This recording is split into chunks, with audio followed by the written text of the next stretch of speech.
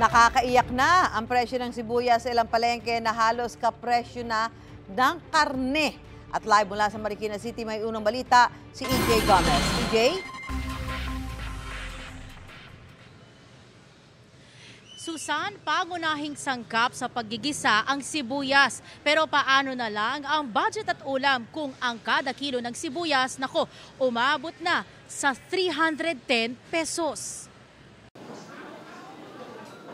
Nananatiling mataas ang presyo ng karamihan ng gulay na ibinebenta sa Marikina City Public Market. Ang ilan nga, mas nagmahal pa nitong mga nagdaang araw ayon sa mga nagtitinda. Sabi ng tinderang si Jenny Lynn, dahil daw yan sa mga dumaang bagyo sa norte na sumira sa mga pananim sa ilang probinsyang pinagkukunan ng supply ng gulay at ibinebenta sa Metro Manila. Talagang ang napuruhan po kasi ng bagyo, norte. Baguio, ang Nueva Vizcaya, yan po kasi ang first supplier talaga ng gulay natin. Kaya talagang shortage po talaga siya, kaya ganyan ang presyuhan natin. Kami, dealer pa po kami ganyan na yung presyo namin. What more sa mga humahango sa amin. Ang ilang klase ng gulay, nagkakaubusan na raw ng supply. Ngayon po actually, ang Baguio beans namin, medyo nagkakaubusan talaga, wala kaming supply. Actually, ang presyo niya ngayon, naglalaro siya sa 500, 400, ganyan. Dito sa Marikina City Public Market, ang kada kilo ng local red onions o pulang sibuyas pumalo na sa 310 pesos.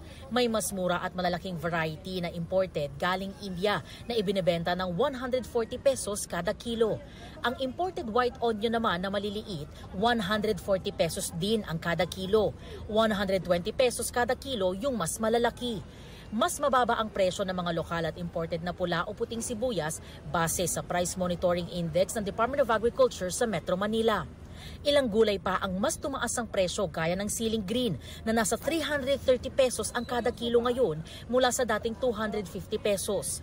Ang siling labuyo naman mabibili sa 500 pesos na nooy 400 pesos.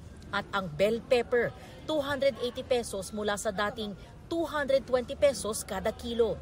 Mas mababa rin ang siling labuyo at halos katumbas lamang ang bell pepper base sa Price Monitoring Index ng Department of Agriculture sa Metro Manila. Ang mamimiling si Antonia, araw-araw na lang daw dumidiskarte para mapagkasya ang budget. Oo nga, ang taas ng presyo ng mga gulay. Kaya ang ginagawa ko na lang, binabawasan na lang yung mga yung gulay na bibilin mo. Hindi na yung kung 1 kilo, hindi na gano'n. Half na lang, yung mura na lang yung binibili. Mahal kasi, 320 po unan. Baguio beans.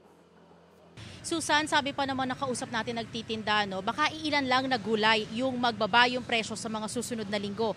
Pagsapit daw kasi talaga ng December ay nagbabago o tumataas talaga ang presyo ng ilang gulay. Wag lang din daw sanang bumagyo ulit at masira yung pananim ng kanilang mga supplier.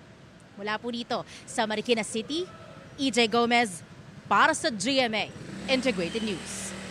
Gusto mo bang mauna sa mga balita? Mag-subscribe na sa GMA Integrated News sa YouTube at tumutok sa unang balita.